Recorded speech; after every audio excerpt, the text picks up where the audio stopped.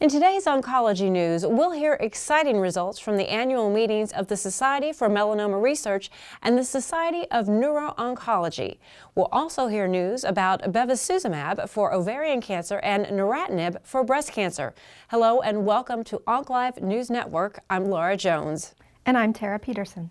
New Phase 3 data from the CheckMate 066 study looking at Nuvola MAP in frontline treatment of metastatic melanoma showed an improvement in both progression-free and overall survival.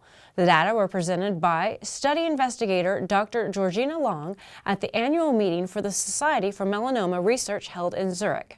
The study, which looked at 418 treatment-naive patients without a BRAF mutation, showed that Nuvola MAP reduced the risk of death by 58% compared with dacarbazine. Overall survival was even better in PD-L1 positive patients. In this population, Nuvola MAP was associated with 70% improvement in overall survival and 57% improvement in progression-free survival. In addition, grade 3 and 4 adverse events were less common with Nuvola MAP at 11.7% versus 17.6%. Dr. Long urged industry and regulatory agencies to make Nuvola MAP available to newly diagnosed patients as soon as possible, noting that Nuvola MAP first line represents a potential new standard of care. Also presented at the SMR meeting in Zurich, another PD-1 inhibitor, pembrolizumab, showed positive results in metastatic melanoma, this time in a 540-patient Phase 2 analysis of patients with disease progression following treatment with ipilimumab.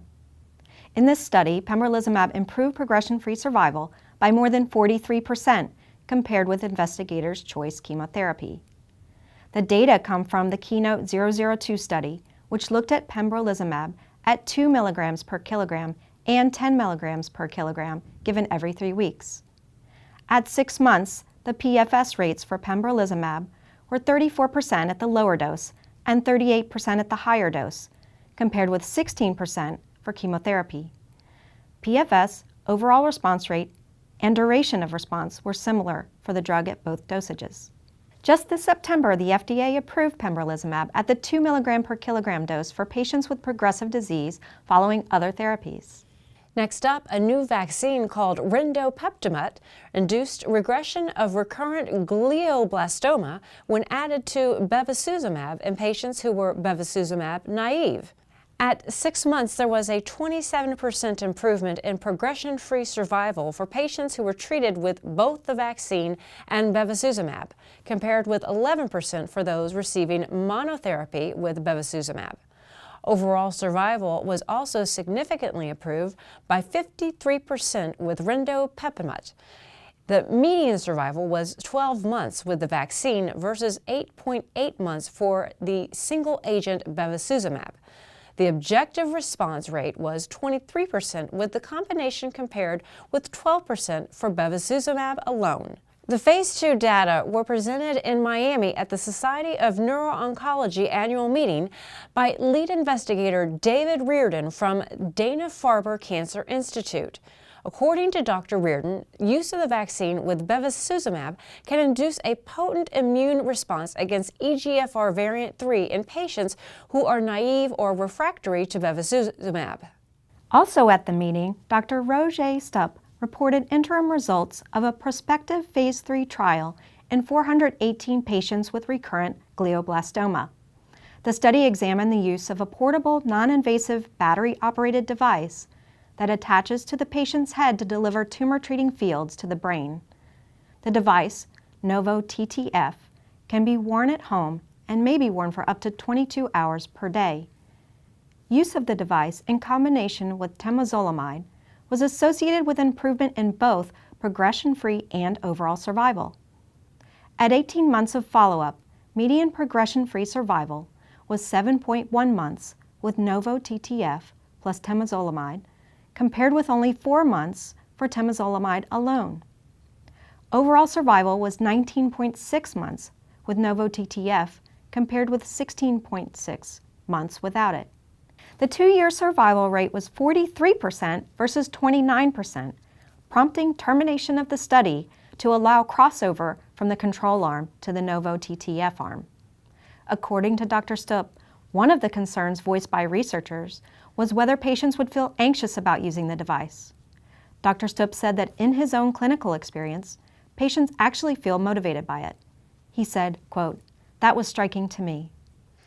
Also in the news, the FDA has approved bevacizumab in combination with chemotherapy for patients with platinum-resistant recurrent ovarian cancer. The approval follows a priority review, which the FDA reserves for therapies that demonstrate a significant improvement over standard options.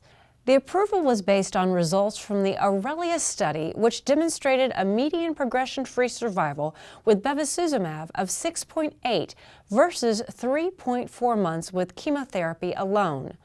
The objective response rate in the study was 28% versus 13%. Notably, the most promising results were seen in a subset analysis for women who received bevacizumab plus paclitaxel.